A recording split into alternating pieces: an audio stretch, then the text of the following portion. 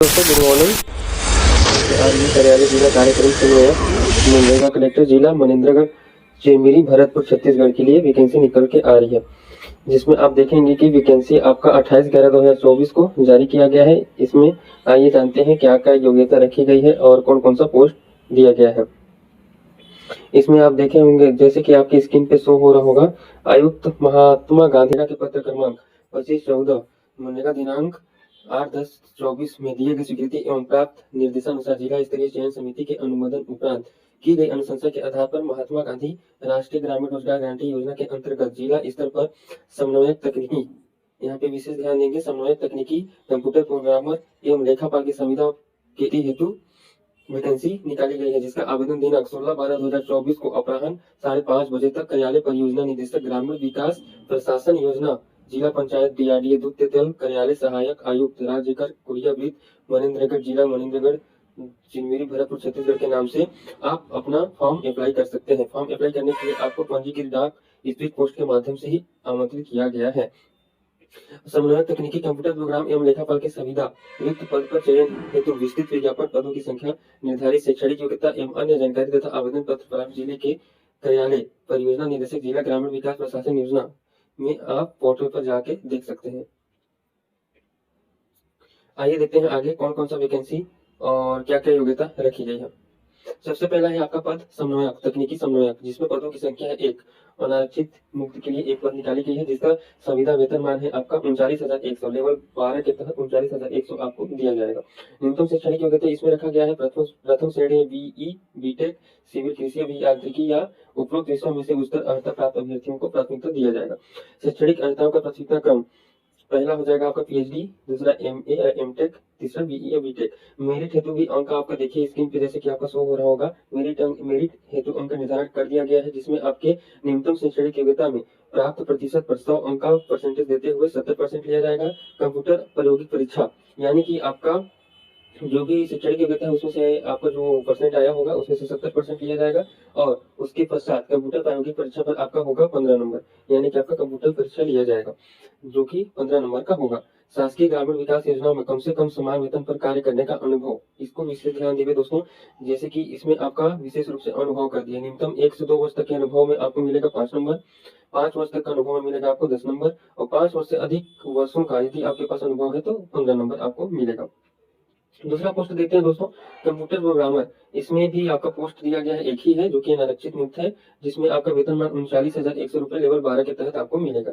इसमें योग्यता रखी गई है दोस्तों BE कंप्यूटर साइंस MCA। इसमें भी देखिए दोस्तों सामने आपके डिस्प्ले पे जैसे कि शो हो रहा होगा, न्यूनतम शैक्षणिक योग्यता में प्राप्त प्रतिशत पर 100 अंक का परसेंटेज देते हुए 70% आपके शैक्षणिक योग्यता से लिया जाएगा। उसके पश्चात आपका कंप्यूटर प्रायोगिक परीक्षा पर 15 अंकों का एग्जाम होगा और यदि आपके पास शासकीय ग्रामीण विकास योजनाओं में कम से कम समान वेतन पर कार्य करने का अनुभव है तो 1 से 2 वर्ष तक का आपको अनुभव 5 नंबर मिलेगा। 5 वर्ष तक का अनुभव 10 नंबर।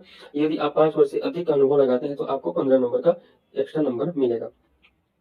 तीसरा पद है दोस्तों आपका लेखापाल। लेखापाल में भी आपका अनारक्षित का पद है 1, जिसमें आपका वेतनमान है 20,200 रुपए। इसमें न्यूनतम शैक्षणिक योग्यता रखा गया है प्रतिशत में बीकॉम आपका होना चाहिए, यानी कि आप बीकॉम यदि किए हैं जिसमें आपका 55% आया है तो आप इस लेखापाल पद के लिए अप्लाई कर सकते हैं। इसमें भी आपका हायर सेकेंडरी में अंक का निर्धारण इसमें किया गया है दोस्तों। हायर सेकेंडरी में प्राप्त प्रतिशत पर 100% का 20% लिया जाएगा, यानी कि हायर सेकेंडरी में आपका जो भी परसेंट है उसका 20% लिया जाएगा।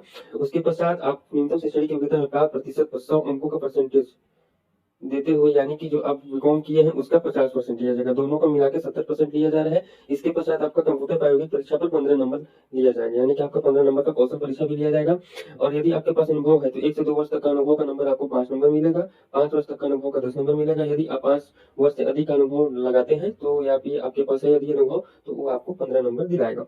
दोस्तों उक्त संविदा रिक्त पदों की भर्ती हेतु नियम एवं शर्तें निम्नानुसार है, जैसे कि निर्धारित प्रारूप में आवेदन पत्र है, यानी कि जो भी आप अपना आवेदन अप्लाई कर रहे हैं तो आवेदन पत्र बंद लिफाफे में केवल पंजीकृत डाक एवं स्पीड पोस्ट से कार्यालय जिला पंचायत DRDA कार्यालय सहायक आयुक्त राजशेखर कुरियावृत्त मनेंद्रगढ़ जिला मनेंद्रगढ़ चिनमिरी भरतपुर पिन कोड इतना के नाम से दिनांक 16/12/2024 को शाम 5:30 बजे तक स्वीकार किए जाएंगे, यानी कि आप डेट को अच्छे से देख लें। 16/12 तारीख को ही आखिरी डेट है आपका।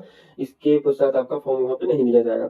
व्यक्तिगत रूप से सीधे आवेदन अथवा ईमेल अथवा अन्य इलेक्ट्रॉनिक माध्यम से आवेदन स्वीकार नहीं किया जाएगा। तो ये दोस्तों इसको विशेष रूप से ध्यान दें, ईमेल के माध्यम से या फिर व्यक्तिगत रूप से सीधे आवेदन स्वीकार नहीं किया जाएगा। न्यूनतम 21 वर्ष से अधिकतम 35 वर्ष होना चाहिए। यदि आप आपका आयु 21 वर्ष है या 21 वर्ष से 35 वर्ष के बीच में है तो आप इस पद के लिए एलिजिबल हैं। सामान्य प्रशासन विभाग द्वारा समय समय पर जारी सूट संबंधी आदेश संविदा नियुक्ति के लिए लागू होंगे। आयु की गणना 1 जनवरी 2024 के आधार पर की जाएगी, यानी कि 1 जनवरी 2024 को आपकी आयु 21 वर्ष पूर्ण होनी चाहिए, तभी आप इस फॉर्म को भर सकते हैं।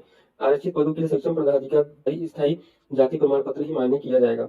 राज्य का मूल निवासी होना अनिवार्य है, यानी कि दोस्तों देखिए यहाँ पे क्या लिखा गया है, आवेदक को छत्तीसगढ़ राज्य का मूल निवासी होना अनिवार्य है, यानी कि आप छत्तीसगढ़ के अंतर्गत कोई भी जिला से फॉर्म अप्लाई कर सकते हैं।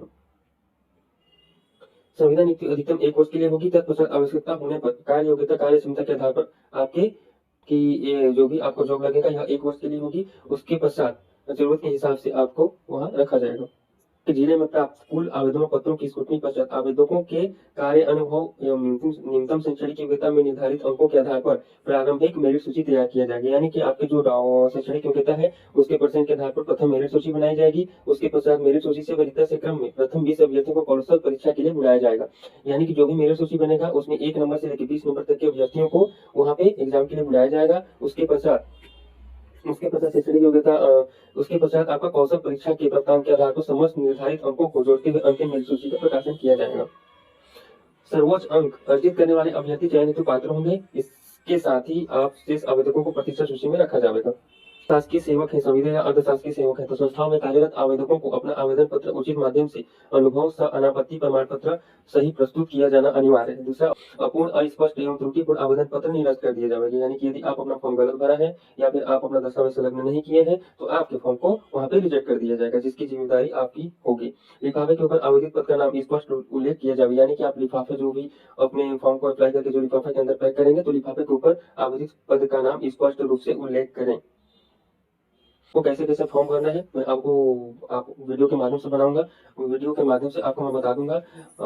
यदि आपको वीडियो अच्छा लगा हो तो चैनल को सब्सक्राइब एंड लाइक करें, और नेक्स्ट वीडियो में आपको फॉर्म कैसे भरना है उसकी भी जानकारी दूंगा, तो चैनल को सब्सक्राइब जरूर कर दें। नेक्स्ट मिलते हैं नेक्स्ट वीडियो में। Thank you.